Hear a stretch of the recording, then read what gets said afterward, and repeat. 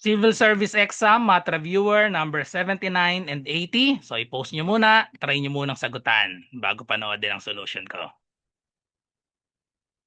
Okay, so number 79, what is 3 and 2/5 plus 1 and 3/10 minus 2 and 1/2? Okay, so since tatluhan ito at addition and subtraction, hindi tayo pwedeng mag-butterfly, no? So, ang gagamitin natin dito yung LCD.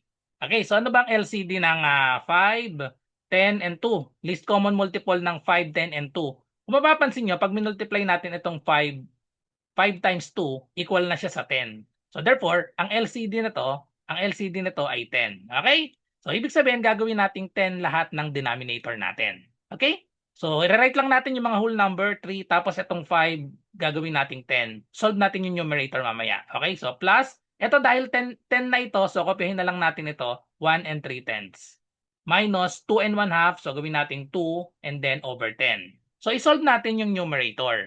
Etong denominator, etong 5, paano ba siya naging 10? Minultiply lang yan sa 2. 5 times 2 is 10. So therefore, yung numerator, multiply din natin sa 2. 2 times 2 magiging 4. And then, ito namang 1/2. Etong 2, paano siya naging 10? 2 times 5. So, multiply din natin yung 5 sa numerator. 1 times 5 ay 5. So, tapos, i-combine na lang natin yung numerator or yung whole numbers tapos yung numerator. So, 3 plus 1 minus 2. So, para lang malinaw, isulat natin muna. 3 plus 1 minus 2. And then, i-plus natin itong mga fractions natin. We have 4 over 10 plus 3 over 10 and then minus 5 over 10. Okay, so pagsamahin na natin, 3 plus 1, that is 4, minus 2, that is equal to 2. And then plus 4 plus 3, so that is 7. And then 7 minus 5. 7 minus 5, that is equal to 2. So we have 2 over, just copy the common denominator, 10. Then ilowest term na natin ito. Pwedeng pagdikitan na lang natin. 2 plus 2 over 10, that is 2 and 2/10. Okay? 2 and 2/10. So tapos ilowest term na natin ito. So ilowest term na natin itong 2 over 10. Wala pa kasi sa choices. Pwede nating i-divide parehas sa 2. So pag dinivide parehas sa 2, magiging final answer natin 2 and 1 over 5. That is letter A. Okay, so next number 80. A bus travels 315 kilometers in 4.5 hours. What is its average speed? So, ano formula ng average speed? So, ang formula ng distance ay rate times time. Kaya, yung average speed, yan yung rate. Same lang yun rate tsaka speed. So, to solve for R, divide lang natin both sides by T. So, therefore, ang formula ng R, ng rate or ng average speed ay distance over time.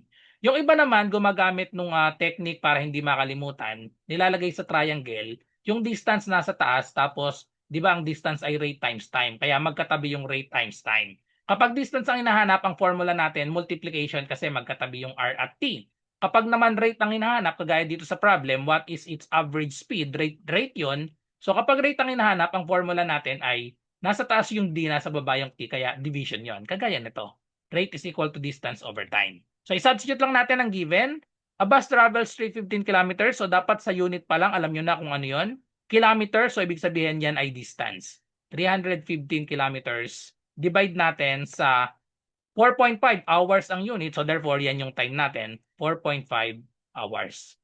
To get the average speed, divide lang natin. So pag dinivide natin, dahil decimal lang denominator, gawin nating whole number, move ng isa.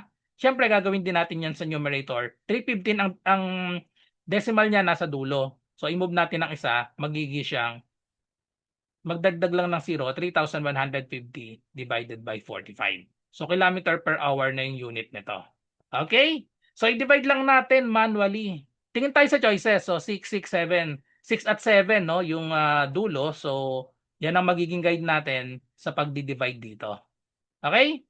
So try natin 7. 7 times 5, that is 35. Eksakto na to. 7 times 4, 28, plus 3, we have 31. Okay, so eksakto na siya. So pag sinubtract natin, 0 na. So itong 0 na nandito, ilalagay na lang natin dito dahil 0 na yung remainder natin.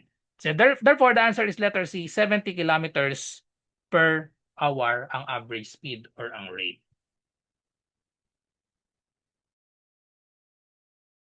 Sa mga naghahanap po ng murang civil service exam review, ito po yung offer ko sa inyo. 99 pesos lang po, all in na po ito. Meron tayong 500 slots na available.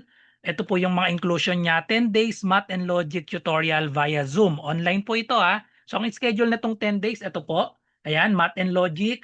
7 to 9 p.m. po lahat ito, MWF po ito. So July 6, integers, PEMDAS, GCF, and LCM.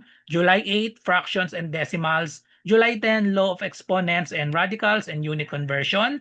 July 13, number series and number analogy. July 15, basic algebra. July 17, percentage, ratio, and proportion. July 20, word problems. July 22, data interpretation. July 24, logical reasoning. And July 27, abstract reasoning. So, madadaanan po natin lahat ng mga math and logic. Meron din tayong Google Forms reviewer sa ibang subjects kagaya ng verbal ability, analytical ability, general info. Marami rin tayong mga 150 item na mock test.